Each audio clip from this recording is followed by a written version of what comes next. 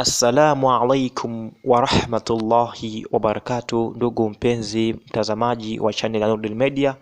Karibu katika mwendelezo wa darasa zetu, na kwa kipindi hichi cha mwezi mtukufu wa Ramadhani, basi tutaendelea kujifunza yale yanayopatikana katika mwezi wa Ramadhani.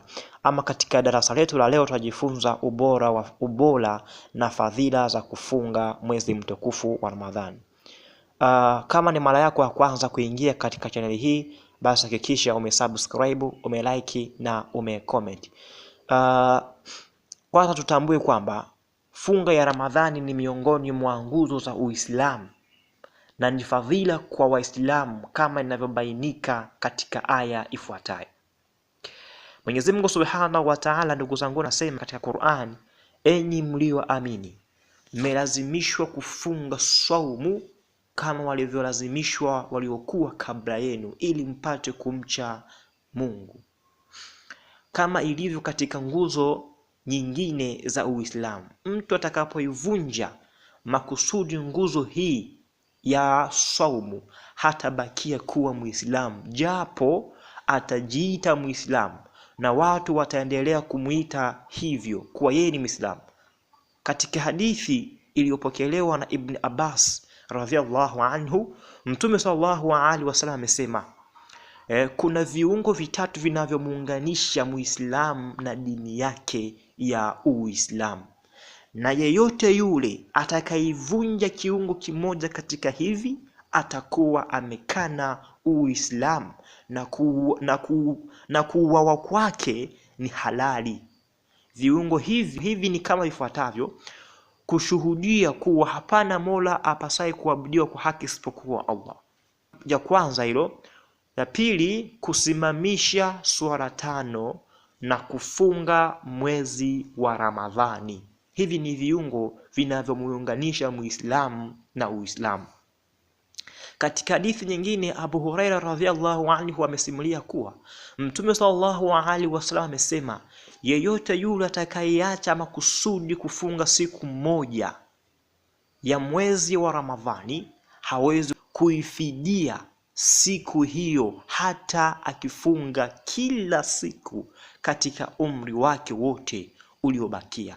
Yani mtu atakapoamua kuacha kufunga kwa makusudi kwa sababu zake zisizokuwa za msingi, basi mtu huyo siku hiyo hawezi kuifidia hata kama au anafunga kila siku, kwa hadithi hii ya Mtume sallallahu alaihi wasallam. Pia funga ni ibada, lakini pia funga ni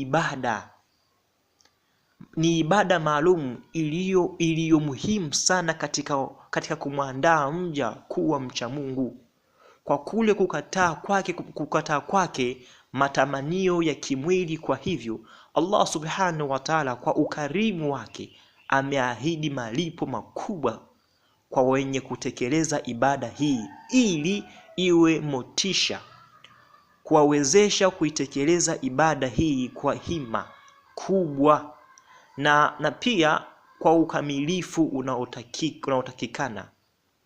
Ahadi ya Allah subhanahu wa ta'ala ya malipo makubwa kwa wenye kufunga Ramadhani tutaipata katika hadithi kama ifuatayo.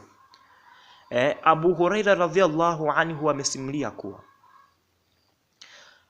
ameeleza kuwa Mtume wa Allah subhanahu wa ta'ala amesema, mwenye kufunga Ramadhani akiwa na imani na akawa na matumaini ya kupata malipo kutoka kwa Allah, dhambi zake zote zilizopita husamehewa. Na mwenye kusimama kwa swala ya tarawih katika mwezi wa Ramadhani akiwa na imani na matumaini ya kupata malipo kutoka kwa Allah subhanahu wa ta'ala, dhambi zake zote zilizopita zitasamehewa. Sawa? Kwa hiyo huo ndio ubora wa kufunga mwezi mtukufu wa Ramadhani. Ubora upo na katika hadithi zingine utakuta ubora umetajwa kwa aina tofauti. Basi ndugu zanguni, kwa hiki nilichowaandalia kwa siku ya leo, basi inshallah tukutane katika darasa lingine lijalo inshallah. Wa ila huna, assalamu alaikum wa rahmatullahi wa barakatuh.